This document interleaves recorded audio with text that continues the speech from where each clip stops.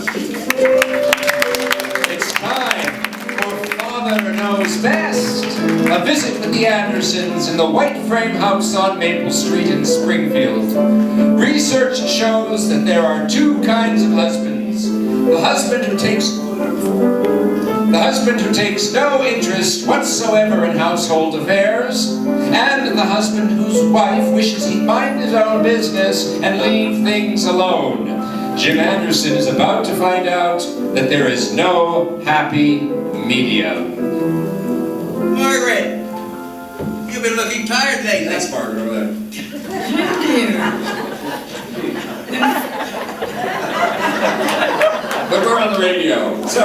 You've been looking tired lately.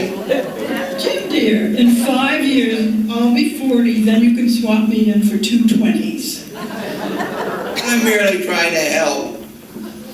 I believe that what you need is a housekeeper. That's ridiculous. A housekeeper?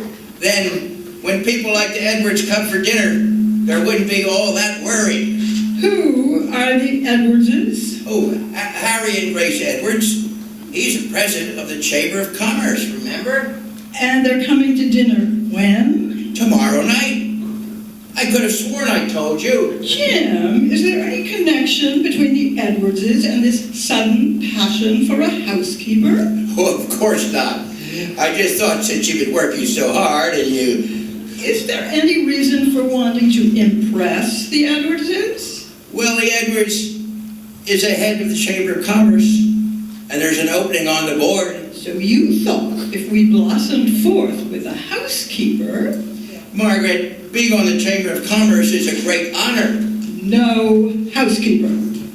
Well, if you'd only listen to me rather than flying off the handle. I'm not flying off the handle. I'm simply telling you, simply, quietly, and without emotion, no housekeeper. All she wants is $75 a month, and she'll take complete charge. No housekeeper. She's courteous, efficient, energetic, loyal. No. A wonderful cook, neat as a pin, loves children. Why don't you give her a trial? No. Honey, you can't decide this on the spur of the moment. Why don't you think it over? All right. I can't see any harm in that. Good. Well, I've got to go now. All right, dear. Oh, Jim, I've thought it over. No housekeeper. And the next evening, Jim arrives home, indeed, with Mrs. Collins. Margaret, dear, I'm home. Just put your things down, Mrs. Collins. Okay. Hey, it's a nice-looking place here. Hello, dear. Oh, hello. Margaret, this is Mrs. Collins. Oh, Hi. how do you do? Well, to tell you the truth, I'm not so good. My feet are killing me, and I got a pain in my back, and I wouldn't wish on my first husband. I see. Jim, will you come into the kitchen with me? I'd like to speak to you. Hey, you got a piano. Wow, that's culture. I say if there's one thing I'm nuts about, culture. Well, make yourself at home, Mrs. Collins. We'll only be a minute. Oh, you don't have to worry about me. I got plenty of things to do. Jim Anderson. Margaret, I can explain the whole thing. I don't want an explanation, and I don't want a housekeeper. But honey, Mrs. Collins can be a great help. She's a diamond in the rough, can't you tell? And very competent. Why, in 1 year she worked for 9 of the best families in Princeton. She certainly gets around, doesn't she? Hey, ain't you two fish and talking yet? It's almost dinner time and I got work to do. Mrs. Collins, I've been talking to my husband. Well, why don't you talk to him in the parlor? Mrs. Collins, I'm sorry, but we've decided we won't be comfortable sleeping in the den. Oh, don't stop worrying about that, will you? I figured it out. Your boy goes in the den, I move into his room, and everybody's gonna be happy. Mrs. Collins, it's not that simple, as I told my husband this morning over breakfast. Hey, have you been eating breakfast at what time? At 8 o'clock? Well, from now on, breakfast is going to be at 7 o'clock. Now see here, Mrs. Collins. Wait, Jim. This is interesting. What else, Mrs. Collins? Well, I ain't nobody's personal maid, you see, so everybody's got to hang up his own stuff. Otherwise, I just chuck it out the window. Don't look at me, Margaret. I don't leave my past on the chair. No.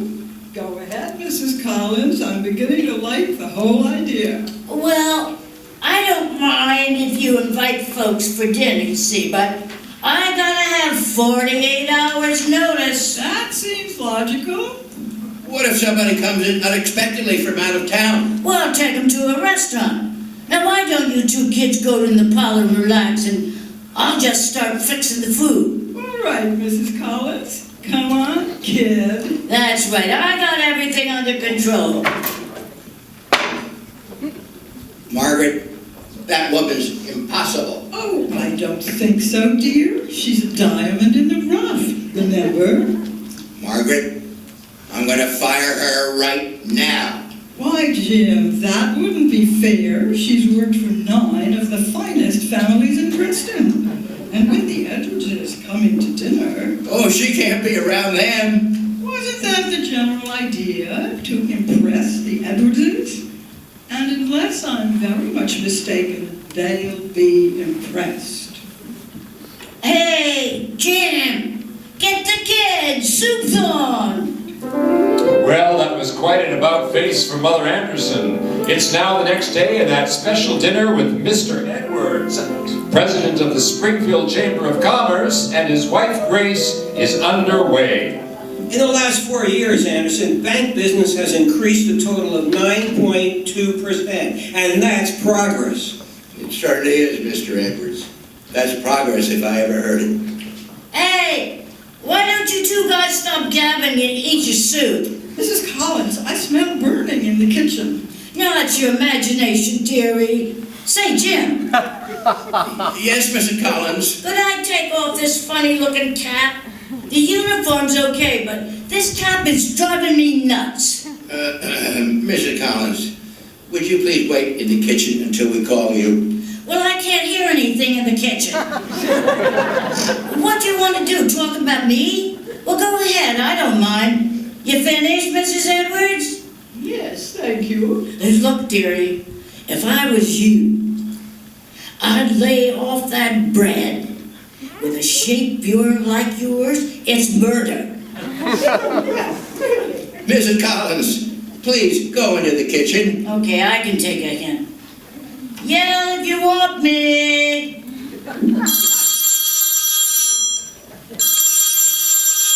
Oh, I'll get it. I'll get it. Hello, Betsy. Go ahead, folks. It's for me. Oh, what's cooking, Bess? You don't tell me. You need to tell me I better not first. Hasn't the weather been beautiful, Mrs. Look, I Edwards? can't believe it. Well, I haven't noticed. this I is... hadn't noticed when you were so busy with the clubs and the charities as I am. You really don't have the time. Yes, Grace keeps herself pretty busy. It's getting so I have to make an appointment to see her myself. That was my cousin Bessie on the phone. Oh, she's a scream. She was just telling me that Mrs. Collins, we're ready for the next course. Oh, okay, I heard you. Shove your plate over here, will you, Jim? I'll get it. Jim, you stay right here, will you?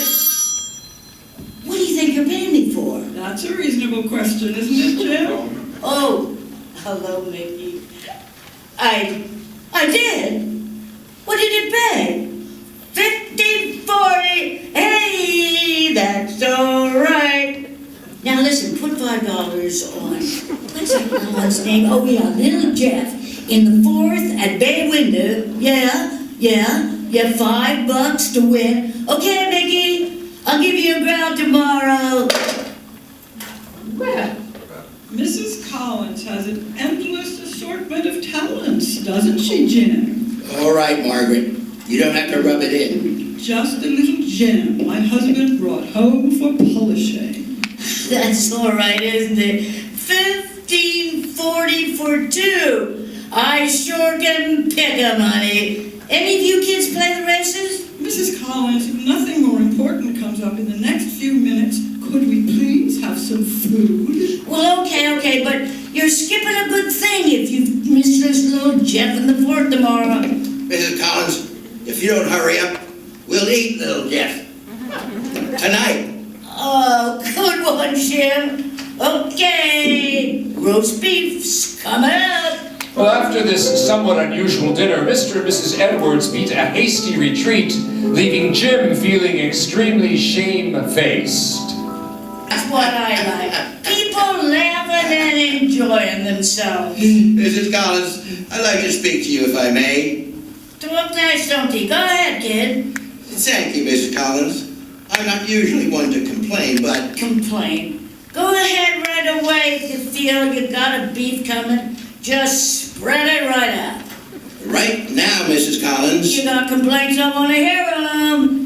Anything you don't like, all you gotta do is tell me. Mrs. Collins, there are a great many ways I could say a great many things to you. But since all of the things I have to say and all of the ways in which I would say them add up to one and the self-same thing, I say to you now from the bottom of my heart, you're fired! Jim, you know, that's the nicest way I've ever gotten canned. Well, I gotta go to bed. Mrs. Collins, my husband just fired you. You don't work here anymore. I know I ain't deaf, but I still gotta sleep. Not here, Mrs. Collins. We want you to go away now. You're discharged. Please pick up your things and get out. Jim, I'm surprised at you. You can't fire me. I gotta have 2 weeks' notice. I'm giving you notice right now, and I'll pay you for the week. Please, just go away. But I like it here. It ain't just the wages, Jim. I'm supposed to get room and board. I'll give you 2 weeks' wages. Just please go. Oh, I don't think so. I can call my bookie on the phone and it's like a vacation with pay.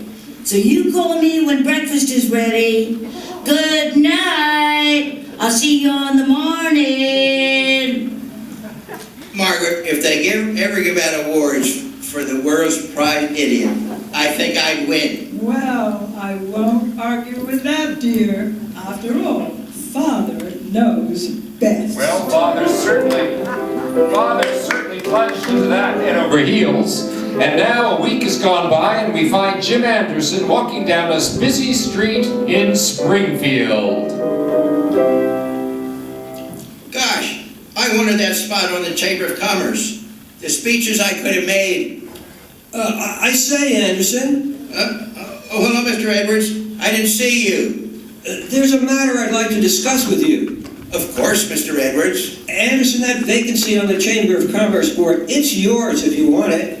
Mr. Edwards, of course I want it. Thank you. Oh, it's nothing at all. Tell me, Anderson, that Mrs. Collins, is she still with you? Harry? Well, no, we finally got rid of her this morning. That's too bad. Would you know how I can get in touch with her? Margaret has a forwarding address. But why? Well, I followed that bit of advice Mrs. Collins gave about little Jeff, and I won $64. So I'm thinking, if I engaged her as a housekeeper for my wife, she could give me tips about the ponies every night at dinner. Oh my! Be sure to join us again next week for another episode of Father Knows Best. And now, it's time for Wild Brute Cream Oil. Charlie, because it'll keep your hair in trim.